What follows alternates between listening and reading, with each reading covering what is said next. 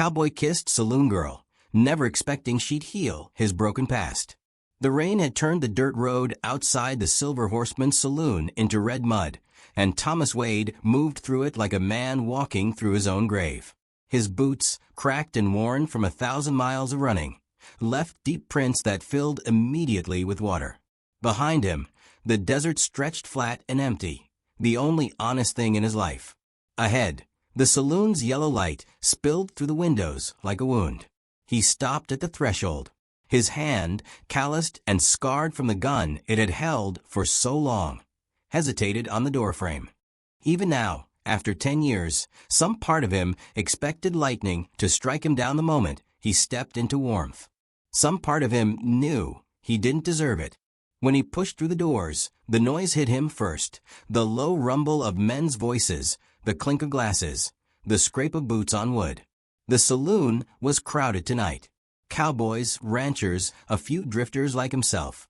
Their faces weathered and forgettable. No one looked up. No one cared. That should have made him feel safe. Instead, it made him feel invisible in a way that cut deeper than recognition ever could. He moved toward the bar, keeping his head down.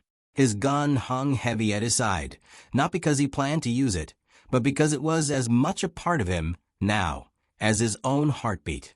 He had killed with that gun. He had burned towns and left widows. He had done things in the name of anger and revenge that no man should do and still expect to walk the earth. "Whiskey," he said to the bartender, a thick man with a scar running down his jaw. The bartender nodded, not interested, not caring. That was the code of the frontier. You didn't ask questions, and you didn't answer them. A man's past was his own business. But then she moved, and everything changed. She came from behind the bar, carrying empty glasses, moving with a grace that seemed out of place in a room like this. She was a woman, maybe 30, with dark hair pinned loosely at the back of her neck and eyes that had learned to look at men without flinching. Her dress was faded, once red, now the color of old wine, and there was a weariness in the way she carried herself that Thomas recognized immediately. It was the weariness of someone who had seen too much and learned too little about how to forget it. Their eyes met for less than a second. But in that second, something broke open inside him. She looked at him, and her gaze did not slide away like everyone else's did. Her gaze stopped. It held. And in that holding, he saw something that should not have been there. Not for him. Not in a place like this. She saw him. Not the gun at his side. Not the dust on his clothes. Not the hard line of his jaw. She saw the hollow thing inside his chest, the space where his heart used to be, and she did not look away in disgust. She looked at him the way a person might look at a wounded animal, with a kind of terrible understanding. Thomas flinched. He actually flinched, like she had thrown something at him. He turned back to the bar and wrapped his hands around the whiskey glass the bartender slid toward him. The liquid burned going down, and he was grateful for the pain. Pain was honest. Pain was something he understood. She was still there. He could feel her presence, like heat. She was pouring whiskey for a group of cattlemen near the window, but he could feel her attention split, some part of her gaze still touching him. When she moved past him again to reach for a bottle on the higher shelf, she was close enough that he could have counted her heartbeats if he wanted to. Close enough to hurt. "You're new," she said. Not a question. A statement, soft as dust settling on wood. Thomas kept his eyes on his glass. Passing through. "They all are," she said. There was something in her voice, not bitterness, but truth. "This place is built for men who don't stay. Men with places to be, people to forget." He wanted to stand up and leave. Every instinct, every scrap of survival he had learned in 10 years of running, told him to get away from her. Because whatever it was that had looked at him in that moment, that clarity, that seeing, it was dangerous. It was the kind of thing that could unravel all his careful walls. It was the kind of thing that could make him want to confess. But he didn't leave. He sat. He drank. And somewhere in the noise and smoke of the Silver Horseman Saloon, in a room full of strangers who would forget him by morning, he found himself listening for her footsteps. Listening for her voice. She came back an hour later, When the crowd had thinned and the night had settled into that particular kind of loneliness that only a saloon at 2 in the morning can hold. She was wiping down the bar, her movements slow and practiced. Most of the cowboys had drifted upstairs or out into the red mud. Only a few remained, hunched over their glasses like they were praying. "What's your name?" she asked, not looking at him directly, but not looking away either. Thomas wanted to lie. He had lied about his name 100 times, in 100 towns, to 100 different women. But something about the way she had looked at him made lying feel like a betrayal of something sacred. "Thomas," he said quietly. "Just Thomas." "I'm Eleanor," she said. She set the cloth down and finally looked at him, really looked at him. And he saw it again, that terrible, impossible mercy. "I can tell you've been running for a long time, Thomas. I can see it in the way you hold yourself, like you're waiting for something to catch up with you." He should have denied it. He should have smiled and paid for his drink and walked out into the rain and never come back. He should have done many things. But instead, he heard himself speak a truth he had never spoken aloud. "I'm running for myself," he said.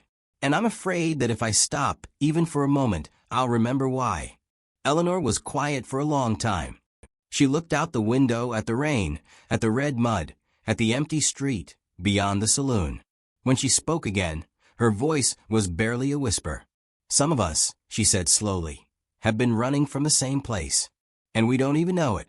Thomas looked at her face in the lamplight, at the way her eyes held a grief that matched his own, and he wondered what this woman had done, what she had lost, what terrible thing had carved out the space inside her chest that he recognized so clearly.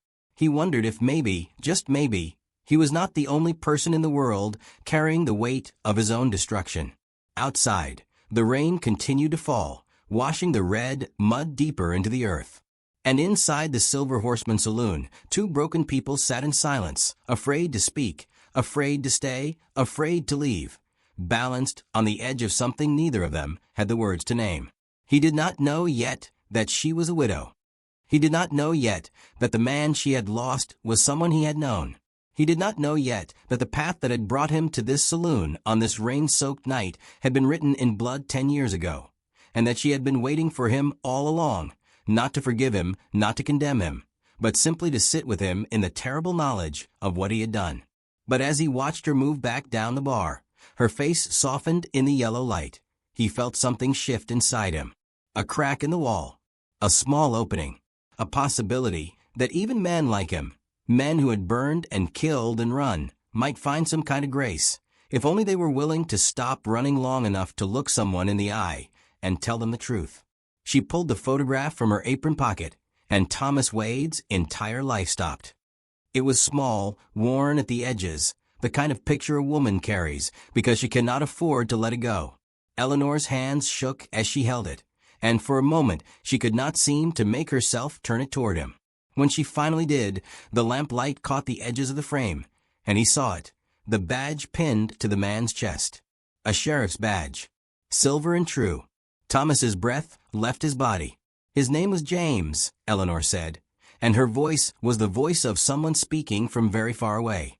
"He was the sheriff in a town called Millbrook. That was 10 years ago. You would have been younger then, I think. Angrier. You would have had a different kind of fire in your eyes." Thomas could not look away from the photograph. James Harlow. He remembered the name now, remembered it rising up from the dark places in his memory like a body from the bottom of a river. He remembered a man with steady hands and a badge that caught the sun. He remembered a town burning. He remembered blood. He remembered his own hands. "Eleanor," he started, but his voice was broken glass, and he could not finish. "I don't want to hear your apologies," she said quietly. "I have had 10 years of apologies that never came. I have had 10 years of silence. What I want is the truth. I want to know why. I want to know what James did to deserve what you did to him." The saloon seemed to shift around them. The other patrons, a few old ranchers, a drifter or 2, remained hunched over their drinks, but Thomas could feel them listening. Everyone in a saloon listens. Everyone in the West knows that stories are currency, and blood is the price. "He didn't do anything," Thomas said. and the confession felt like tearing his own chest open with his bare hands. That's the truth, Eleanor. That's the only truth that matters. He didn't do anything except be in the wrong place when I was a man full of rage and nowhere to point it. Eleanor set the photograph down on the bar between them, and Thomas saw how her fingers lingered on it, as if touching it one more time could bring James back from the dust and darkness where he had been waiting for 10 years. There was a woman, Thomas continued, and each word felt like it was costing him something vital. There was a woman in Millbrook, a rancher's daughter. I loved her. I was young, and I thought love was the same as owning something. I thought if I wanted her badly enough, the world would bend and make her mine. He paused, and in that pause was 10 years of running. James loved her too. He asked her to marry him, and she said yes. The words hung in the air between them like poison gas. I burned the town that night, Thomas said. His voice was flat now, drained of everything but fact. Not because I was thinking. I wasn't thinking at all. I was just burning. The stable where the horses were kept. The general store where people bought their food. The church where they would have had the wedding. I burned everything I could reach until the sheriff came, until James came and told me to stop. Eleanor's eyes had gone very still. There were tears running down her face now, but she was not making any sound. She was just listening, just holding the weight of what he was saying. He was going to arrest me, Thomas said. James was a good man, a just man. He had his gun drawn, and he was telling me to put mine down. And I looked at him standing there in the firelight, all that goodness and certainty in his face, and I couldn't stand it. I couldn't stand the idea that he was going to live and have the wedding and have the life that should have been mine. So I shot him. I shot him once, and he fell, and I rode out of Millbrook like the devil himself was on my heels. Thomas picked up his glass of whiskey and drank it all at once, the burn in his throat a small mercy. When he set the glass down, his hands were steady. There was nothing left to hide now, nothing left to protect. I didn't know he had a wife, he said, though even as he spoke, he knew it was a lie. Deep down, in some part of him that never quite believed its own excuses, he had always known. He had always known there would be someone waiting for James to come home. There always was. Or if I did know, I didn't care enough to let it matter. Eleanor reached out and took the photograph back. She held it against her chest like she was protecting it from him, like 10 years of distance meant nothing now that he was standing right in front of her, finally confessing the thing that had been burning between them since the moment their eyes met in the lamplight. After they told me, Eleanor said quietly, I went to see his body. He was so still, Thomas. I had never seen James still before. He was always moving, always doing something with his hands, always talking about the next thing he was going to build or fix or protect. And there he was, just lying there, and all of that stillness, all of that nothing, was because someone had decided he didn't deserve to live. She looked at Thomas now, and her eyes held something that he could not name. Not forgiveness, not yet. But something that might, if the world were kind, become forgiveness someday. I didn't know it was you, she continued. They never caught you.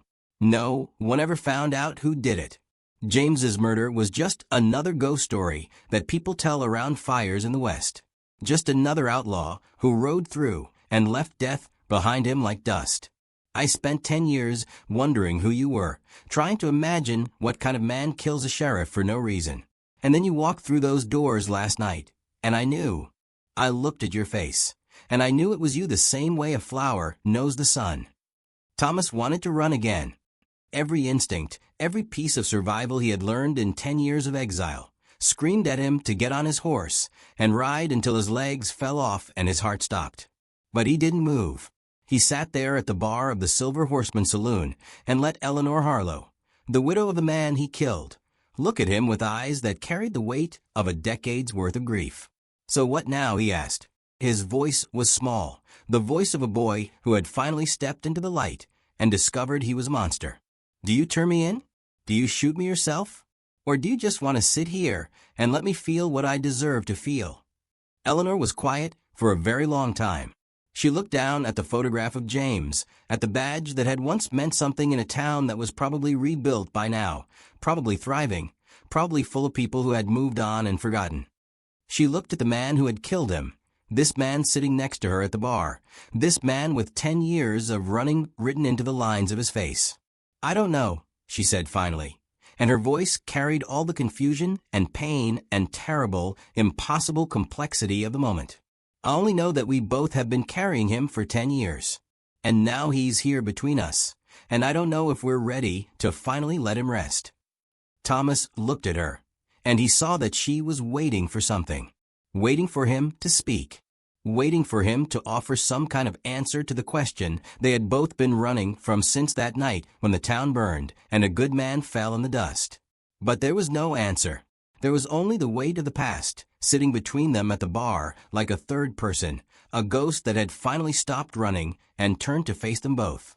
And neither of them knew yet how to live in a world where the hunter and the hunted had become strangers, sharing the same terrible knowledge, the same impossible grief. She found it while he was sleeping. The saddlebag sat in the corner of the small room they had rented above the Silver Horseman Saloon, leather cracked and weathered from 1,000 miles of dust. Eleanor had not meant to search it, had not meant to rifle through his belongings like a thief in the night. She was looking for matches to light the lamp when her fingers brushed against something that was not fabric or metal, something that was paper, something that made her heart stop. The letter was folded so many times it was barely holding together. The creases had become tears, and the tears had become wounds in the paper itself. When she unfolded it, her hands were shaking so badly she could barely hold it steady. The ink had faded to a pale brown, stained here and there with what might have been tears or whiskey or both. The handwriting was rough, uneven, the writing of a man whose hands could not stay still, whose mind was breaking apart even as he tried to put words onto the page. To the widow of James Harlow, it began. Eleanor's breath stopped in her throat. She sat down on the edge of the bed, careful not to wake Thomas, who lay on his back with his arm thrown across his face like he was trying to block out the darkness from inside his own skull. The letter shook in her hands as she read. "I don't know your name," the letter continued. "I don't know if you have children or if you are alone, or if you have found some kind of peace in the years since I took from you the man you loved. I don't know any of these things, but I know that I owe you the truth. I know that I have carried his death with me across deserts and mountains, and through nights so dark I thought I would never see light again. And I know that he did nothing to deserve what I did to him. He was a good man. He was a better man than I will ever be. And I killed him because I could not stand to watch him live a life that should have been mine." Eleanor's eyes filled with tears. She could see it now, see the moment Thomas sat down to write these words, could feel the rage and shame and desperate, aching regret that had poured out of him and into this letter that he had never had the courage to send. "I don't know if you will ever read this," the letter went on. "I don't know if it will matter. I suspect nothing will matter. Nothing can bring him back. Nothing can undo the burning or the blood or the sound he must have made when he fell. But I am writing it anyway, because I am not strong enough to carry this alone anymore. I am not strong enough to keep running. And I am tired, so very tired, of being the man I became that night." The letter was dated 10 years ago. The ink had faded in some places, as if it had been exposed to sunlight or weather. Thomas must have carried it with him across every desert, through every town, hidden in the saddlebag that went everywhere he went. This confession, this apology, this desperate plea for forgiveness from a woman whose name he did not even know. Eleanor read on, following the broken lines of his younger self, the version of Thomas who had still held onto some thread of humanity, some tiny seed of regret that had not yet been buried beneath years of running. The letter told her about the woman he had loved, about the rage that had consumed him when she chose James, about the fire that had poured out of him like lava, burning everything it touched, about the moment he raised his gun and pulled the trigger and felt something inside himself die along with the sheriff. "I don't know if there is any redemption for a man like me," the letter ended. "But if there is, it would have to begin with the truth. It would have to begin with a confession. And it would have to begin with me finally stepping forward and accepting what I have done, instead of running from it like a coward. Eleanor folded the letter carefully, reverently, and held it against her heart. The paper felt impossibly fragile, as if it might crumble to dust if she was not careful enough. She looked at Thomas sleeping on the bed, his face rough and lined from 10 years of running, and she saw something she had not allowed herself to see before. She saw the boy who had written this letter. She saw the man who had wanted to confess, who had wanted to atone, who had carried his guilt across the frontier like a cross. When he woke, she was sitting at the small table by the window, the letter spread out in front of her. Thomas's eyes went to it immediately, and his entire body went rigid. He did not say anything. He just stared at the letter like it was a ghost, like it was a part of him that had escaped and was now standing in front of him, impossible to deny or hide from. "You wrote this," Eleanor said. "It was not a question." "I wrote it," Thomas confirmed quietly. "A long time ago. Why didn't you send it?" He was quiet for so long that Eleanor thought he might not answer. He sat on the edge of the bed, staring at the letter, and his hands clenched and unclenched like they did not know what to do with themselves. "Because I was a coward," he said finally. "Because sending it would have meant facing what I had done. It would have meant admitting that I could not run forever. It would have meant that I had to stand still and let someone else decide whether I deserved to live." That night, they rode out of the town and up into the canyon country, where the stars were so bright and so numerous that the sky looked like it was full of holes. They sat on a flat rock, looking out over the desert that stretched to the edge of the world, and Eleanor read the letter aloud to him, her voice steady and clear in the darkness. She read about his rage and his guilt. She read about the man he used to be and the man he became. She read about his desperate, aching desire to undo the thing that could never be undone. And as she read, Thomas began to cry, not the silent tears of a man who has learned to hide his grief, but great, shaking sobs that seemed to come from the very center of the earth inside his chest. Eleanor set the letter down and reached for his hand. She held it like it was the most ordinary and sacred thing in the world. She held it like it was a hand that deserved to be held. And in the darkness, beneath the stars, with the letter between them on the rock, something shifted. Not forgiveness, not yet, but the possibility of it. The opening of a door that had been locked for 10 years. "The man who wrote this letter," Eleanor said softly, "was not the man who shot James. The man who wrote this letter was someone who wanted to change. Someone who wanted to be better." Thomas turned to look at her, his face wet with tears, his eyes searching hers like he was looking for permission to believe what she was saying. "Maybe," Eleanor continued, "the man I'm looking at right now is finally becoming that man. Maybe 10 years of running was not the right path. But sitting here, telling the truth, being seen, maybe that is." Thomas had no answer, but he held her hand tighter, and beneath the canyon of stars, two broken people sat in silence, holding on to a letter that had finally been spoken aloud, finally been delivered, finally been heard. She did not cry when he told her. They were sitting on the porch of the saloon at dawn, watching the desert light turn the dusk gold. Thomas held the letter in his hand, the one he had finally found the courage to reread, and he told her what he had decided. He was going to ride to the next town. He was going to walk into the sheriff's office with the letter and his confession. He was going to tell them who he was and what he had done to James Harlow all those years ago, and he was going to accept whatever came next. Eleanor listened without interrupting. When he finished, she simply reached over and took the letter from his shaking hands. She held it for a moment, feeling the weight of 10 years pressed into the paper, and then she folded it carefully and placed it back into his palm. "I know," she said, and that was all. Not agreement, not forgiveness, just knowing, just understanding that this was the only path left that did not lead to more running, more ghosts, more darkness. They spent the day preparing. Thomas settled his accounts at the Silver Horseman Saloon, paying the owner for the room and the whiskey and the time that Eleanor had not been working because she had been with him instead. He walked to the livery and checked on his horse, a thin, scarred thing that had carried him across 1,000 miles of frontier and never asked why. He brushed the animal's coat one last time and spoke to it in a voice so low that Eleanor, standing in the doorway, could not hear the words. But she could see his lips moving, could see the way his hand lingered on the horse's neck. He was saying goodbye to the animal, to the life of running, to the man he had been. When evening came, they rode together to the town of Millbrook, the place he had burned 10 years ago. It had been rebuilt, Eleanor told him. The people had moved on. The church had been reconstructed with stone instead of wood. The general store was larger now, more permanent.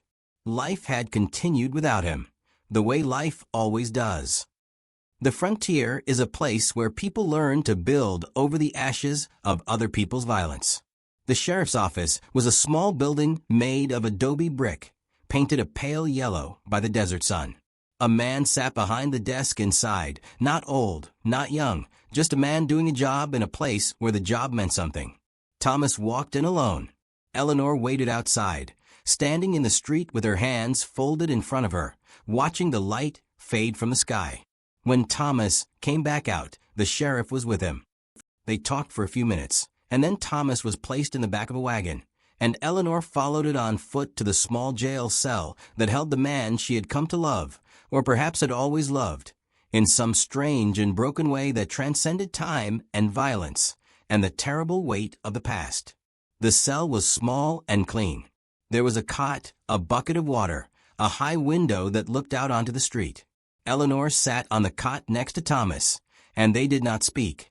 There was nothing left to say that had not already been said. The confession had been made.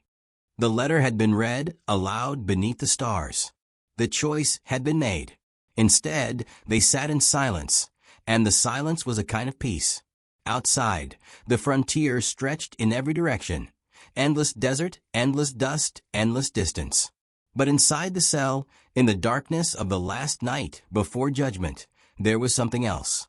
There was the quiet knowing that they had stopped running, that they had faced the ghost instead of fleeing from it, that they had chosen to carry the weight together rather than alone. "What will you do?" Thomas asked finally. His voice was barely a whisper. "I will wait," Eleanor said, "for as long as it takes. I will wait here in Millbrook, in this place where it all began. And when you come out, however many years that takes, I will be here."